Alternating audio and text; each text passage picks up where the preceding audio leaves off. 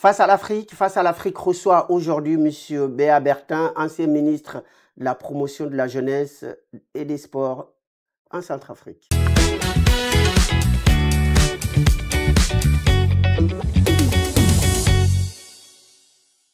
Mesdames, Messieurs, bonjour. Vous êtes sur Afrique 1 dans l'émission Face à l'Afrique. Donc, nous recevons aujourd'hui sur ce plateau l'ancien ministre centrafricain de la promotion de la jeunesse et des sports, M. Béa Bertin. Bonjour, monsieur. Bonjour, monsieur Sarakoli. Merci beaucoup d'avoir accepté notre invitation. Donc, face à la caméra, nous vous demandons de bien vouloir vous présenter à nos téléspectateurs.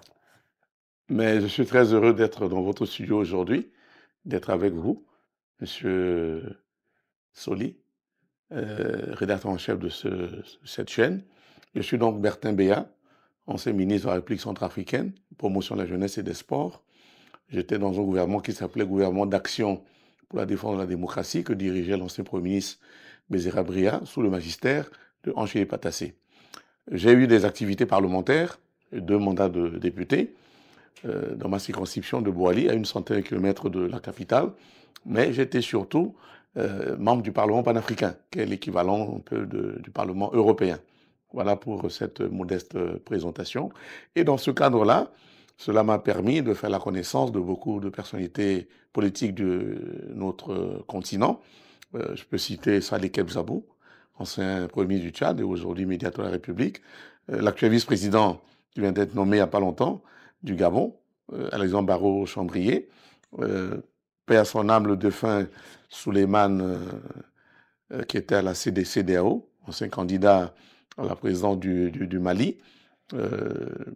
L'ancien président déchu du Niger également. Voilà, entre autres, ce que j'ai connu, voilà, et Guédong, etc., etc. Très bien, merci beaucoup, monsieur le ministre. Donc, aujourd'hui, nous allons donc parler de la Centrafrique, et enfin, de la République centrafricaine, parce que... Plus exactement, oui. Exactement. Et donc, aujourd'hui, est-ce que vous pouvez nous présenter un peu la République centrafricaine? Alors, République centrafricaine, parce que c'est au cœur de l'Afrique, précisément. Quand vous prenez la carte de l'Afrique, c'est le pays qui se trouve au centre, au cœur de l'Afrique, d'où le nom, l'appellation République centrafricaine ou Centrafrique. Oui. Voilà. Alors, c'est un pays vaste, 623 000 km², pour une population de 5 millions à peine d'habitants. Donc, c'est un pays pratiquement sous-peuplé. Sous-peuplé. En termes d'indice humain pour le développement, le fameux IDH conçu par le PNUD, notre pays arrive avant-dernier dans le monde. C'est vous dire le niveau de pauvreté qu'il y a dans ce pays, contrairement aux immenses richesses de ce pays. C'est un pays qui dispose de plus de 400 indices miniers. Le coltan, le manganèse, le fer, le pétrole, l'or, le diamant. Donc richesse. Le sous-sol regorge de richesses. Énorme, de grandes potentialités. D'ailleurs, il y a eu une histoire qui avait défrayé la chronique à l'époque. C'était les anomalies de Bangui. Les anomalies de Bangui, c'est quoi? C'est qu'il y avait un satellite qui s'appelait satellite Ogo, satellite américain, qui avait été retenu, bloqué dans l'espace aérien centrafricain à cause du magnétisme des richesses. Donc voilà. Si vous voulez, Monsieur Colli, la RCA, c'est le prolongement du scandale géologique du Congo démocratique. Oui. Voilà. Le Très-Haut, le Seigneur, a voulu doter aussi bien le Congo démocratique que Centrafrique d'énormes richesses. Donc richesses du sous-sol, de grandes potentialités. Donc vous avez de l'or, du diamant. Voilà. Manganèse, coltan, surtout, mais qui ne sont pas encore exploités. Vous avez du pétrole aussi. Du pétrole aussi. Oui. Il y a à peu près 3 gisements pétroliers. Il y a le gisement qui est à Boromata, à la frontière entre le Soudan et le Tchad. Il y a le gisement qui est au sud-ouest du pays, notamment à Carnot, qui était concédé à l'époque à une société sud-africaine, Dig Oil, malheureusement qui a été récupéré et aujourd'hui rétrocédé aux Russes de Wagner. Et puis il y a un gisement aussi qui se trouve à l'est, à la frontière avec le Congo démocratique, à Mobaye notamment. Voilà, sans maintenant parler de l'espace que nous avons, oui, voilà, de la qualité hydrographique que nous avons. Voilà, Donc, de l'espace pour l'agriculture. Il y a la forêt. La forêt. Voilà. Donc, et beaucoup de savanes aussi. Sur le plan touristique, voilà. Alors, sur le plan touristique, nous avons d'énormes sites touristiques. Je peux vous dire que ma localité est un grand site touristique parce qu'il y a les chutes de Boili. C'est un peu l'équivalent des chutes de Niagara. Oui. Voilà. Et c'est de là qu'on produit l'énergie hydroélectrique. Nous fonctionnons encore sur la base de l'énergie hydroélectrique et le potentiel est tellement énorme que la BAD est en train de concevoir un projet en rapport avec le gouvernement centrafricain pour l'exportation de l'énergie de l'autre côté de l'équateur au Congo démocratique. Très bien. Alors, donc, vous avez aussi une longue carrière politique et vous avez donc été vice-président d'un parti politique. Donc, vous pouvez nous parler un peu de ce parti politique? Alors, ce parti a été fondé par l'ancien président François Bozizé Yango-Vunda. Il s'appelle le Kwanakwa, en sango, langue nationale du pays, qui est parlée sur toute l'étendue du territoire, qui veut dire simplement le travail, rien que le travail. D'ailleurs, notre devise, qui a été conçue par Barthélemy Boganda, le président fondateur, la devise comporte donc l'unité, le travail, non, la dignité, pardon, et le travail. Et le travail. L'unité, la dignité, le travail. Et le travail. Parce que c'est le travail qui permet à l'homme de s'épanouir, de s'émanciper. Donc voilà. Donc le parti s'appelle le Kwanakwa, KNK, le travail, rien que le travail. Donc au sein de ce parti, j'ai d'abord été membre du comité d'organisation des élections du président Bozizé en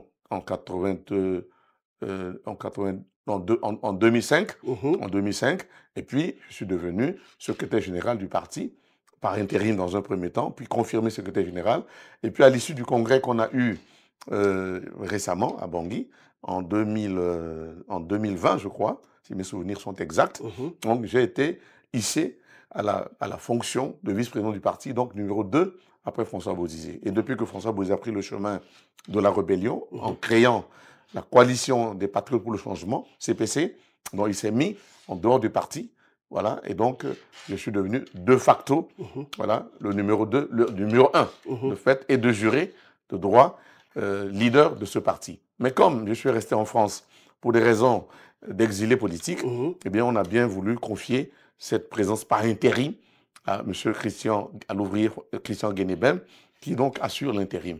Depuis donc, il y a quelques semaines, pour ne pas dire quelques mois, je fais l'objet d'une sanction au sein du parti parce que j'ai entamé des pourparlers directs avec l'actuel président, le professeur Faustin Archange Touadéra, à partir du mois de mars dernier à Bruxelles.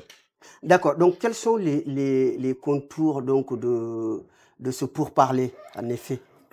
Alors, j'ai des relations quasi fraternelles avec le président Touadéra, qui m'a toujours considéré comme son jeune frère.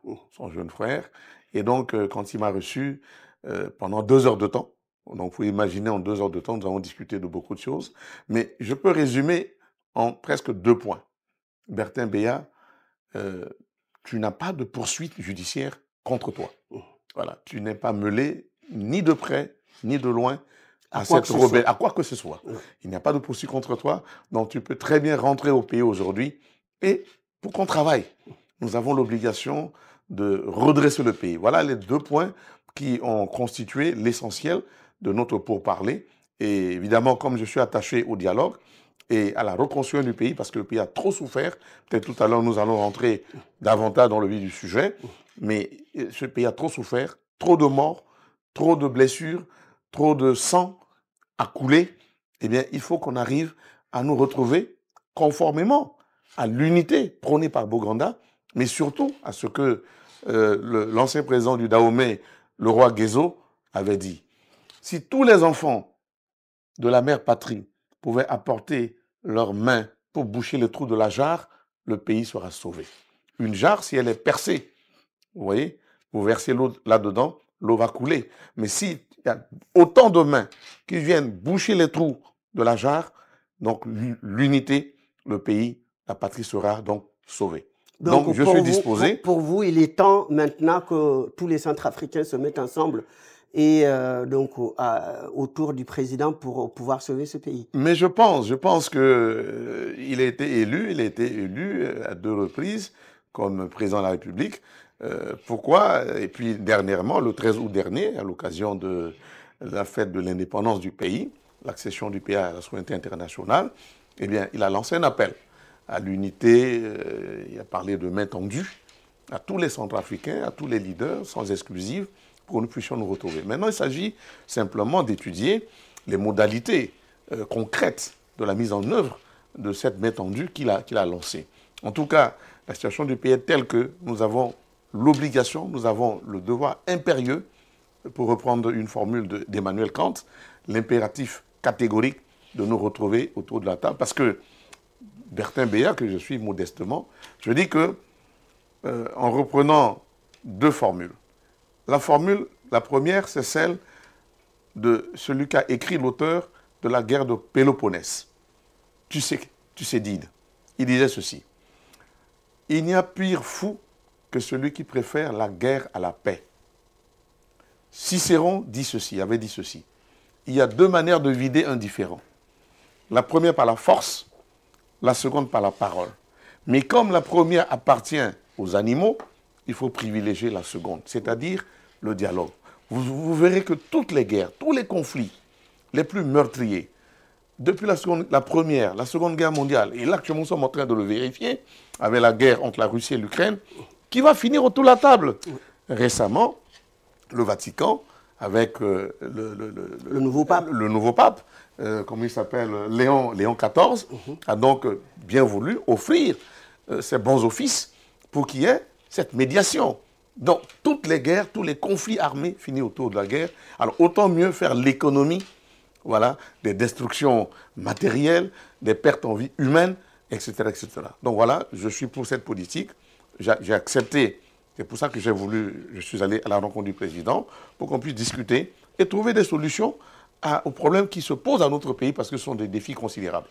Donc vous avez accepté cette main tendue, mais les autres membres du parti, en l'occurrence, ne vous ont pas suivi. En vérité, les autres membres jouent un jeu hypocrite, tout simplement. Ils ont adressé un courrier au président de la République en lui disant nous voulons rentrer au pays. Il faut créer les conditions de notre retour au pays. Nous avons aujourd'hui beaucoup de militants du fait du positionnement du président Bozizé, qui a pris la tête de cette rébellion, la CPC, qui se trouve en exil, au Tchad, à la frontière avec le Cameroun, au Congo démocratique et au Congo-Brazzaville, et au Soudan également. Mais ils souffrent, ces compatriotes. Donc selon vous, ce n'est pas une bonne option? Mais ce n'est pas une bonne option. Ce n'est pas une bonne option. Parce que lorsque vous vous référez, vous jetez un regard rétrospectif sur l'histoire de notre pays, c'est un pays qui a énormément souffert. Il faut lire les écrits d'un célèbre écrivain, Albert Londres, qui a écrit Terre d'ébène. Dans ce livre-là, il a décrit les souffrances atroces qui ont été infligées à nos ancêtres, ou Banguin de l'époque, qui ont été déportés au Congo-Brazzaville pour la construction du chemin de fer Congo-Océan. Il faut se référer également au livre de René Maran-Batouala, qui était un administrateur colonial, qui parlait déjà de cette colonisation infligée à nos populations. Il faut surtout se référer au livre je rappelle que René Maran avait remporté le prix Goncourt, le tout premier prix, je crois, dans les années 1937. Mais surtout, le livre Enquête de André Gide, qui était aussi prix Nobel de littérature. Il a mené cette enquête entre le Congo démocratique et l'Ubangui Chari. Et dans ce livre-là, il avait décrit, s'est employé à décrire les souffrances atroces infligées par les sociétés concessionnaires à nos populations. Il y a eu la guerre de Congo-Hara, qui a décimé nos populations. Donc, c'est une population, comme je le disais au début de notre émission, c'est un pays sous-peuplé, vous voyez, 623 000 km² pour donc, à peine 5 millions d'habitants. Un vaste pays, mais pour très peu de population, voilà. Très peu d'habitants. Voilà. Et donc, il nous faut faire l'économie en perte de vie humaine. C'est pour ça que, quand on jette un regard rétrospectif sur ces aspects historiques, on se dit, il vaut mieux nous employer, n'est-ce pas, à nous entendre, à nous parler. C'est vrai, ce n'est pas facile. Je reconnais, ce n'est pas facile, mais nous devons faire des efforts de part et d'autre, et du côté du pouvoir, et j'en appelle beaucoup plus du côté du pouvoir, parce qu'aujourd'hui, c'est le président Touadéra qui a la responsabilité de la gestion du pays, voilà, du destin du pays, c'est entre ses mains, voilà, il faut qu'il prenne des initiatives. Pas que lui, mais son gouvernement surtout, puisse appeler les uns les autres autour de la table de discussion. J'espère que ce moment viendra. En ce qui me concerne, j'ai commencé à prendre quelques contacts, mais comme on dit, la diplomatie ne se fait pas sur les toits, ni avec tambour et trompette. Donc, j'ai déjà conçu un petit programme avec les uns les autres, et c'est l'occasion pour moi de lancer un appel à l'endroit du président Denis Sassou Nguesso, qui est médiateur international dans la gestion de la crise centrafricaine. Il est bantou comme nous, il connaît bien les problèmes centrafricains, il connaît très bien, parfaitement, le microcosme politique centrafricain. Il avait déjà réuni la classe politique et militaro-politique à Brazzaville pour la signature de l'accord de cessation des hostilités en Centrafrique. Et on sait comment il s'y est pris et il avait réussi.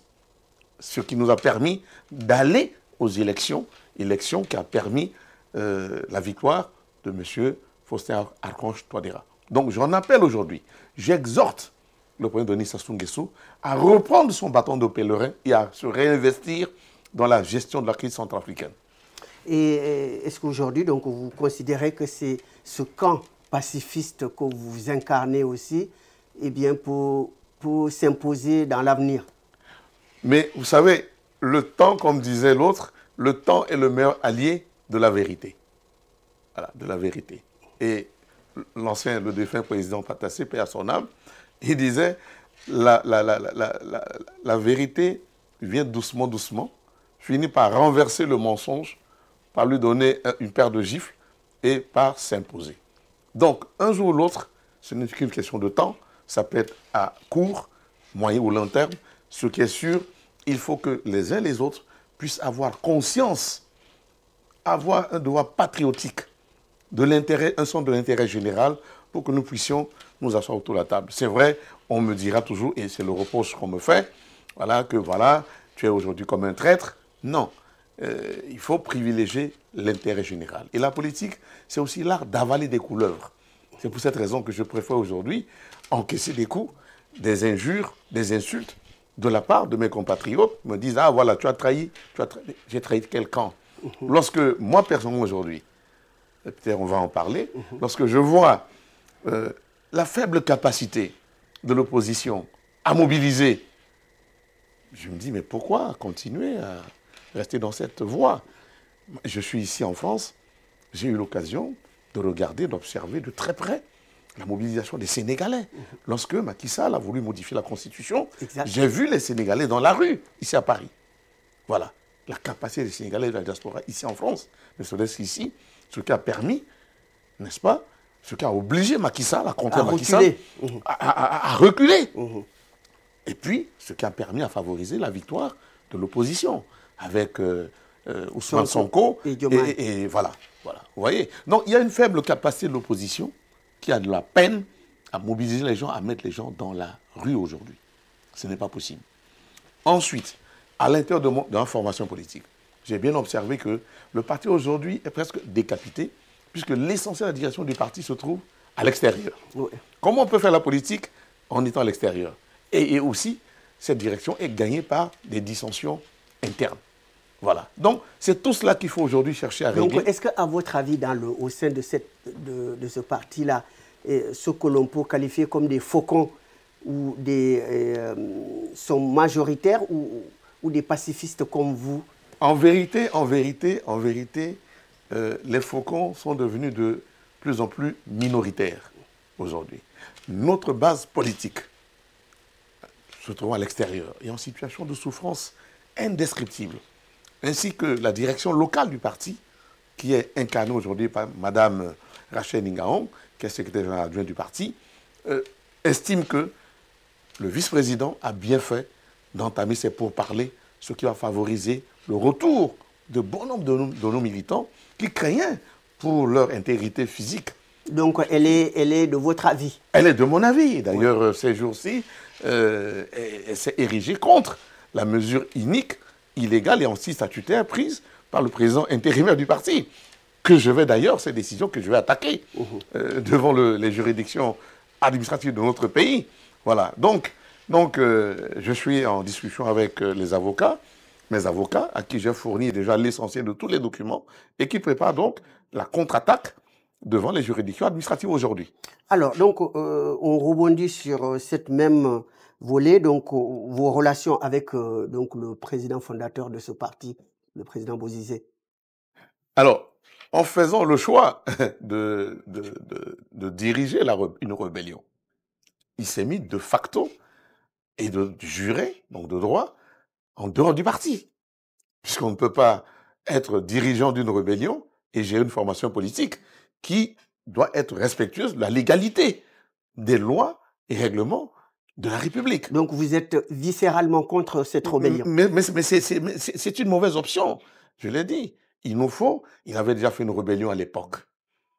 Parce que on était dans un système avec le régime de Patassé où il y avait des arriérés de presque 30 mois d'arrêt de salaire, il y avait une souffrance indescriptible et c'était justifié dans ces conditions-là, une première fois.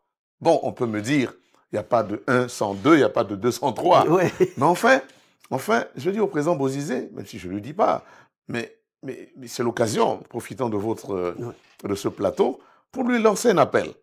Il y a un temps pour tout. Il y a un temps pour tout dans la vie. Et il a aujourd'hui, pratiquement, il approche les 80. Les 80, voilà, à son compteur. Donc il n'est pas si jeune que ça. Il n'est pas si jeune que ça. Et puis, il y a quand même la jeune génération qui arrive. Il faut quand même créer les conditions pour leur favoriser, leur avenir, leur devenir. Bon, voilà. Donc, je lui lance cet appel pour qu'il puisse... Bon, il fait l'objet de condamnation à perpétuité. Il a perdu ses droits civiques et politiques.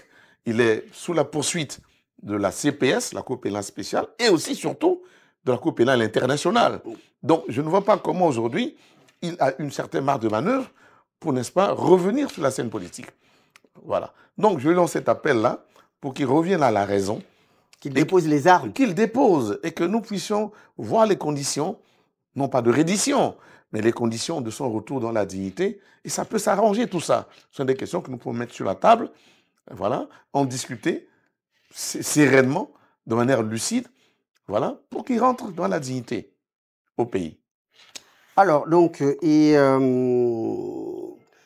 maintenant, votre positionnement, c'est-à-dire vis-à-vis du pouvoir actuel, donc pourquoi vous avez pris cette décision?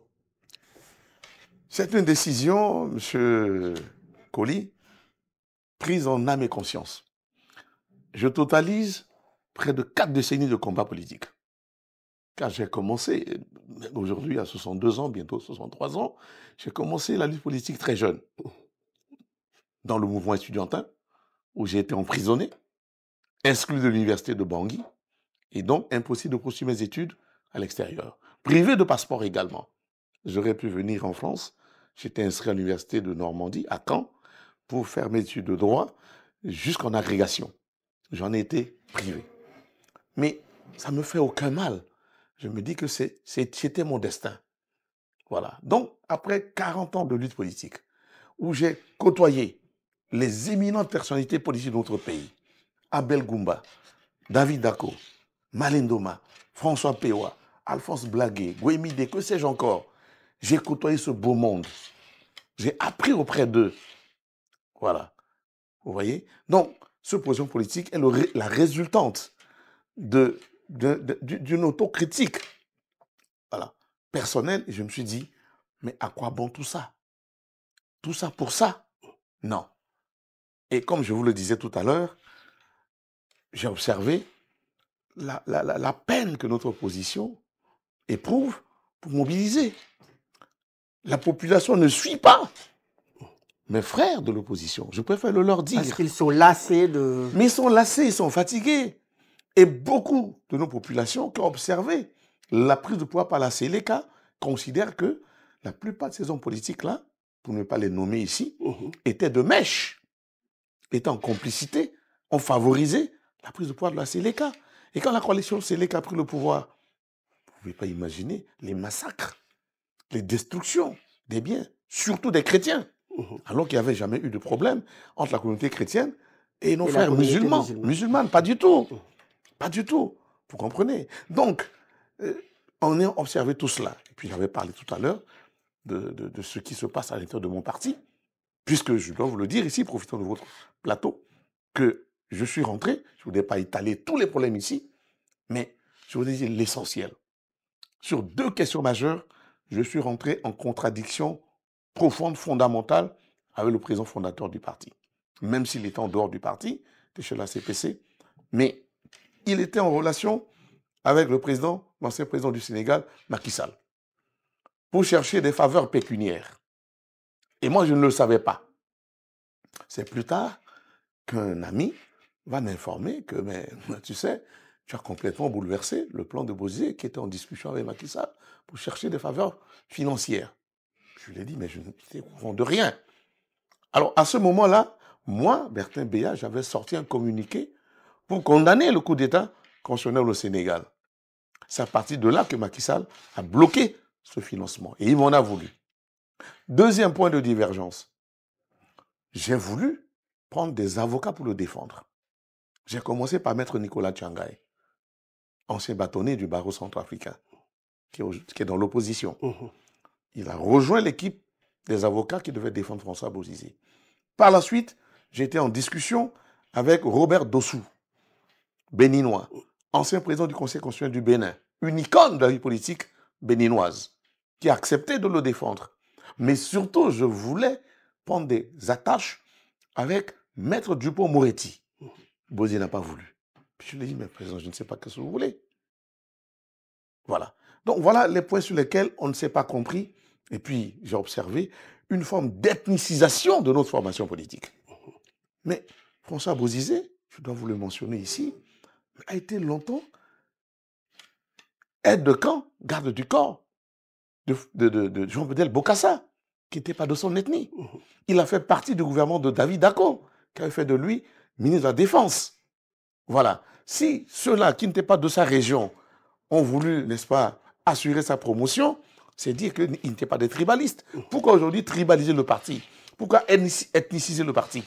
Voilà des sujets sur lesquels il y a peut-être d'autres sujets encore, mais comme le diable est dans les détails, je préfère ne pas en parler, je m'arrête là. Mais tout ce que j'ai à dire, c'est qu'il faut qu'ils reviennent à de bons sentiments patriotiques et qu'ils puissent privilégier l'unité nationale, l'intérêt général. Alors, donc concernant le camp présidentiel, est-ce que vous pensez que le président Touadéra est sur la bonne voie?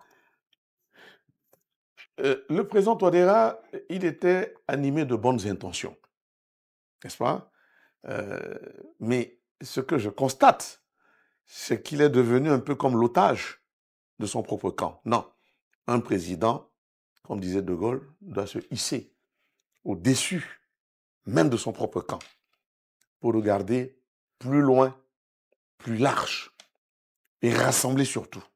C'est ça la fonction présidentielle qui lui incombe cette responsabilité. Voilà. Il faut qu'il ait la dimension politique, l'étoffe politique, le courage de prendre des décisions. Il y a quelques dérives qu'il peut corriger. Il y a des faits de corruption, de détournement. Il faut qu'il arrive, n'est-ce pas? Il a entre les mains un maillet. C'est le bâton de commandement. Et ce bâton de commandement-là, il doit l'exercer. Parfois contre les siens.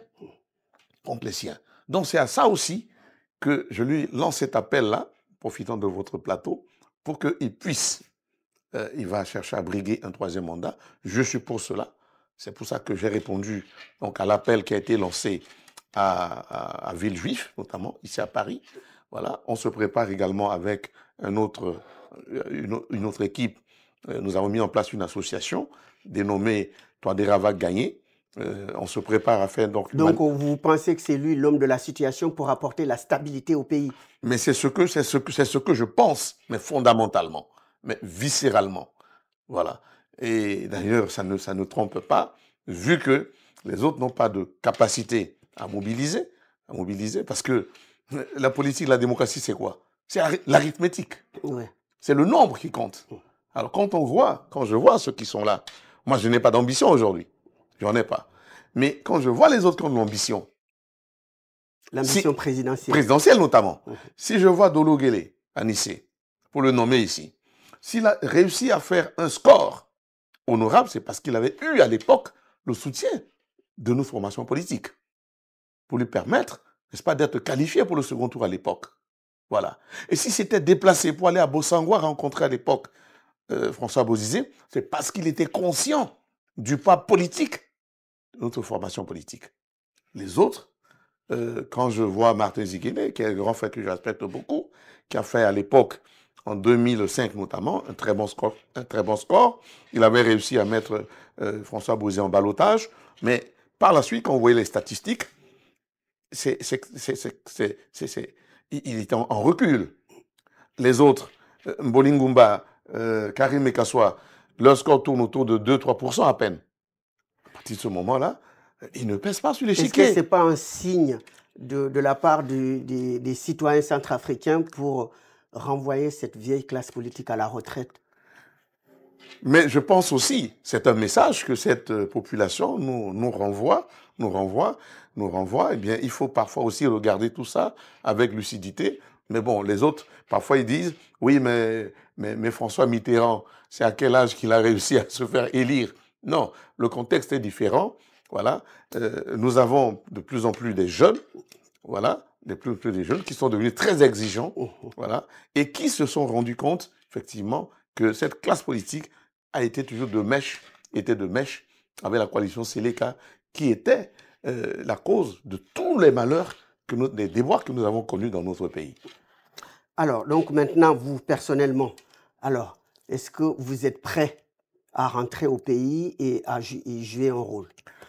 Ben, écoutez, je vous parlais tout à l'heure de pourparlers. C'était la première fois que j'ai eu avec le président Touadéra, au mois de mars dernier, à Bruxelles, parce que nous avons passé 2 heures de temps. Il m'a dit clairement, mon jeune frère Bertin Béat, il n'y a pas de poursuite contre toi, tu peux rentrer en toute sérénité, en toute quiétude, voilà, et occuper des responsabilités, lesquelles, ça dépendra de lui. En tout cas, moi, ce qui m'anime aujourd'hui, c'est de rentrer dans mon pays. Vous savez, une vie d'exilé n'est pas une vie pas du tout facile. Vous êtes privé d'abord de vos familles respectives, voilà, de votre base politique surtout, voilà. Et puis, vous avez besoin d'être chez vous. Comme on dit chez moi, la poule ou le coq n'a jamais abandonné sa cage, hein, parce qu'il y a de la merde là-dedans, excusez-moi du terme. Oui. Voilà, il est toujours là, le coq ou la poule sont là dans leur petite cage. Donc voilà, je préfère être chez moi, aller dans ma plantation. Je suis par ailleurs paysan, cultivateur. J'adore La terre. La terre, voilà, parce que comme on dit, la terre ne ment pas. Ouais. Voilà, l'élevage, voilà, l'élevage. Et donc j'adore ça, me retrouver avec mes ouvriers, voilà, les parents. Donc vous préférez être au pays Franchement, qu'en exil. voilà, franchement, mon retour, je le considère comme étant imminent. D'ailleurs, j'ai un plan de retour, puisque je ne peux pas rentrer directement. J'entends faire quelques escales, notamment à Brazzaville, pour remercier certains amis du Congo-Brazzaville qui, pendant mon exil, m'ont apporté des soutiens multiformes.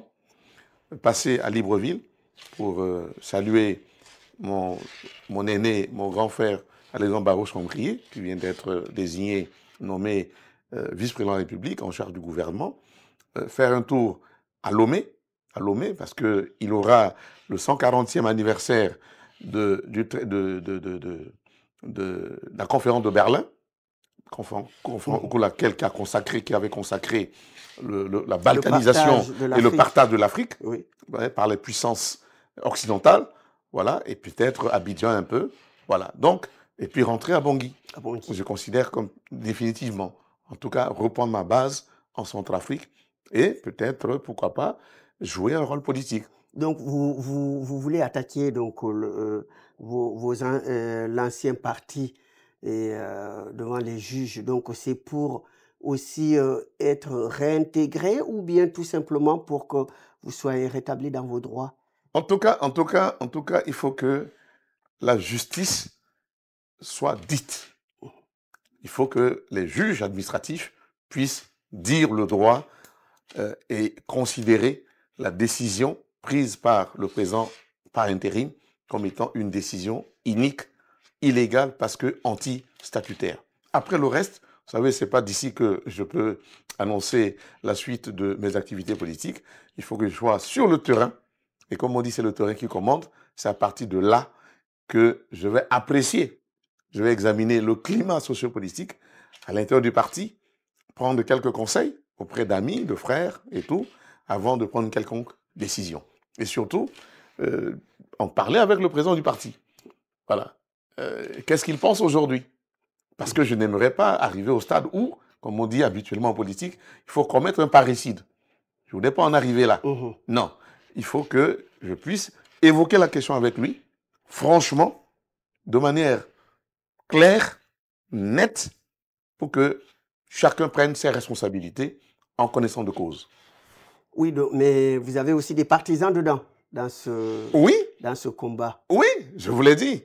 Je vous l'ai dit, puisque Bertin Béat est celui-là même qui a géré le parti pendant que Moïse se trouvait en exil pendant 8 ans à Kampala. J'ai tenu ce parti. Au sein de mes amis de l'opposition, des amis de l'opposition aujourd'hui, ils le savent. La communauté internationale, ils le savent également. Des amis de l'extérieur le savent. Que si ce parti n'a pas connu de mort cérébrale, mais en fait, c'est grâce à Béat.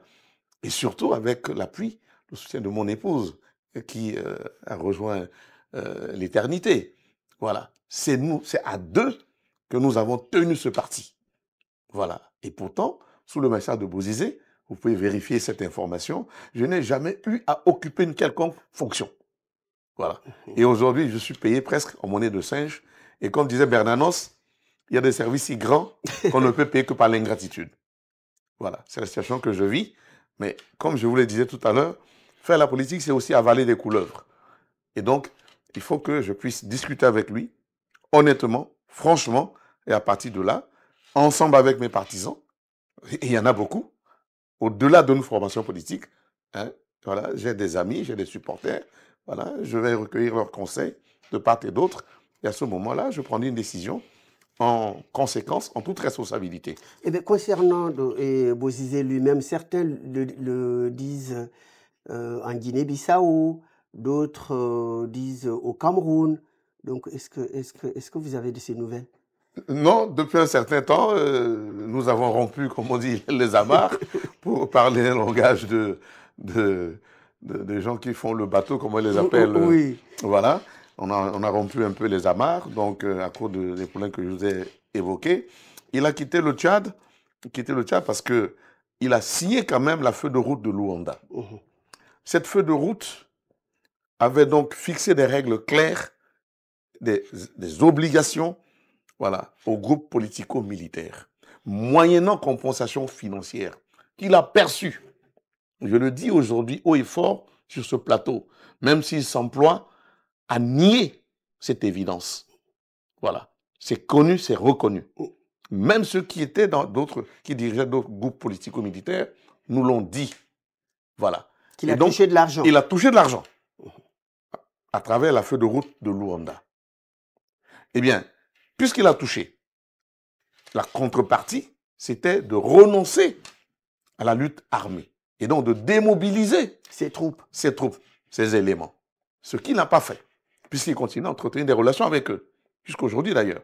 Et donc, le gouvernement tchadien, en tout cas le maréchal Kaka Déby, qui a vu dans l'obligation de lui demander de quitter le territoire tchadien pour rejoindre le territoire bissau-guinéen. Au jour d'aujourd'hui, je ne peux pas le localiser, mais je sais officiellement, théoriquement tout au moins, qu'il se trouve aujourd'hui en Guinée-Bissau.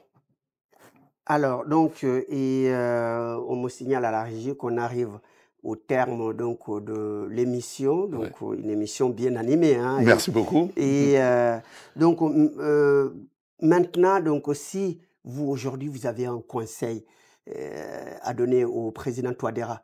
S'il vous donne conseiller, un grand conseiller ou ministre, donc qu'est-ce que vous pouvez lui dire pour mettre le pays sur les rails, surtout sur les rails du développement?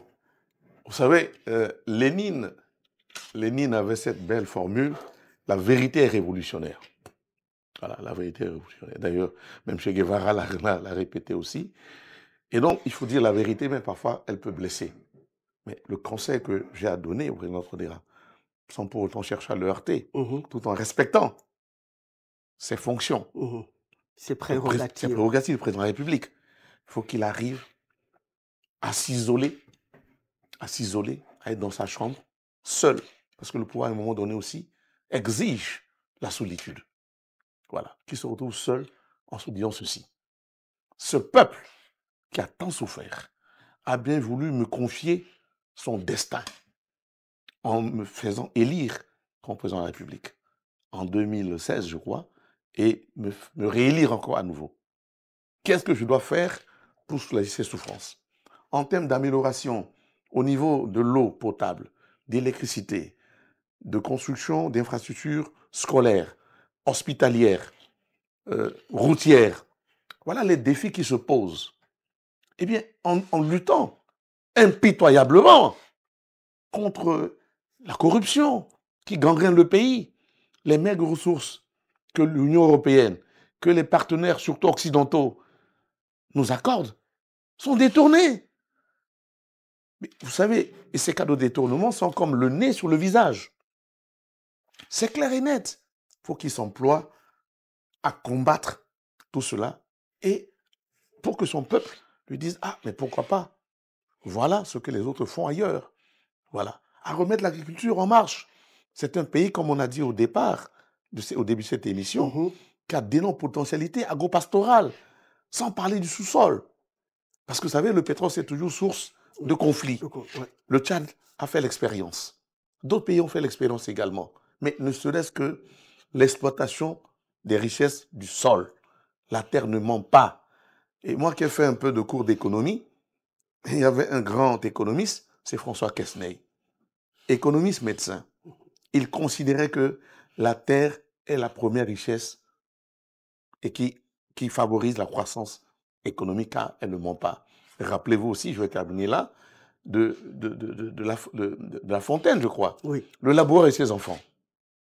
Hein, lorsqu'il était arrivé au terme de sa vie, nous arrivons au terme de cette émission, il appelait ses enfants, il a dit un trésor est caché dedans. Voilà. Donc, mettons comment dire, en exploitation. Donc, on met le paquet sur l'agriculture. On met le paquet sur la culture et sur les domaines basiques. Et nous avons Patrick Boganda qui nous a enseigné 5 verbes. Nourrir. Nourrir. Ventre creux n'a point d'oreille, n'est-ce pas? Soigner. Donc, construire des centres hospitaliers. L'hôpital, oui. L'hôpital. Instruire. L'école. Loger. Vêtir.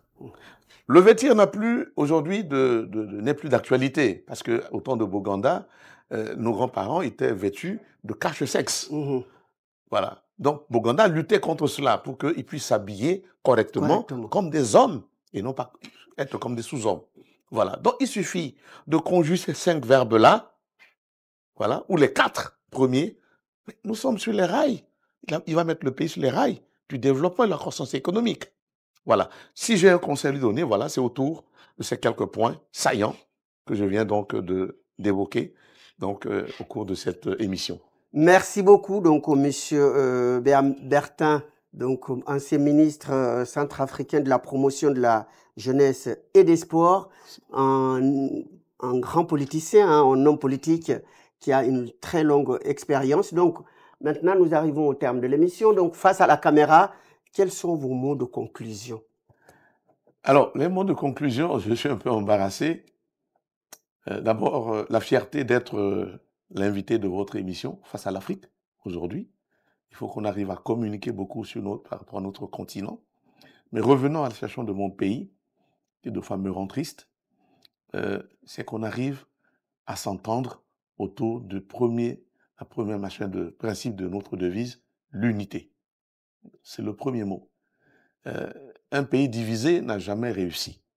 Et comme c'est un pays qui fait l'objet de convoitises énormes à cause des richesses du sol et du sous-sol, la nature a horreur du vide, nous sommes sous-peuplés. Si on ne fait pas attention, nous serons envahis, et nous allons perdre ce pays que la nature, que Dieu Tout-Puissant, que nos ancêtres nous ont légué. Voilà le mot de la fin, en présentant donc mes salutations, mes félicitations à toutes les mamans de Centrafrique. Voilà, il y a eu la fête des mères il n'y a pas longtemps, c'était dimanche dernier. Voilà, même si c'est tardivement que je présente donc les vœux de bonne fête des mères, mais il fallait que je puisse parler à nos mamans qui vraiment aujourd'hui font preuve d'une grande résilience et qui auront certainement leur mot à dire dans la situation du pays parce qu'elles ont beaucoup apporté pour la stabilité, la paix, la tolérance dans notre pays. On n'a pas, rapidement, donc on n'a pas parlé surtout du volet des jeunes, parce que vous avez été ministre de la Jeunesse et des Sports. Donc, quel message avez-vous à donner aux jeunes, à la jeunesse? Alors, à l'endroit de notre jeunesse, vous savez, comme dit le proverbe africain, ignorer la jeunesse, c'est fermer l'œil sur une abeille. Vous voyez? Donc, on ne peut pas ignorer les jeunes qui représentent une grande partie de notre population.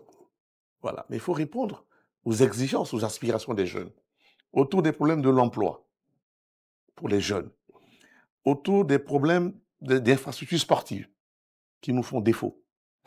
Notre équipe de football a souvent perdu des matchs à l'extérieur parce que notre terrain de football ne répond pas aux normes internationales fixées par la FIFA et la CAF.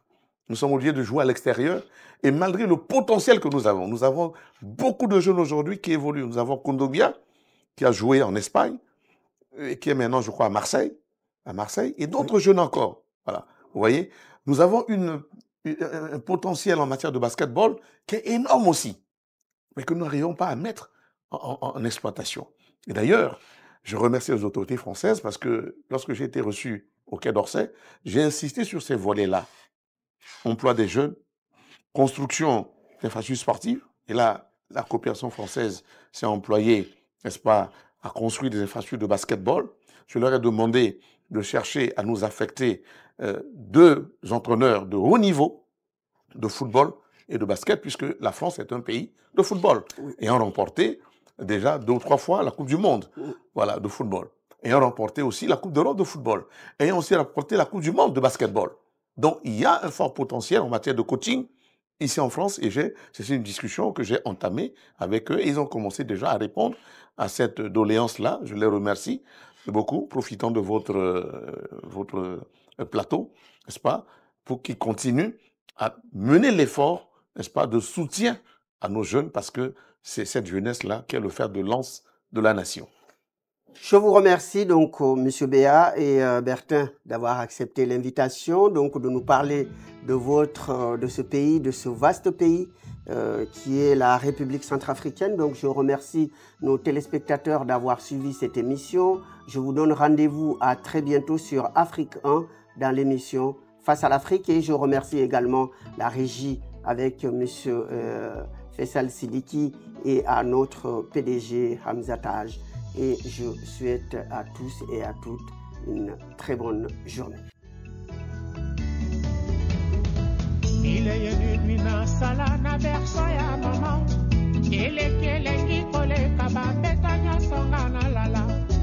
Mama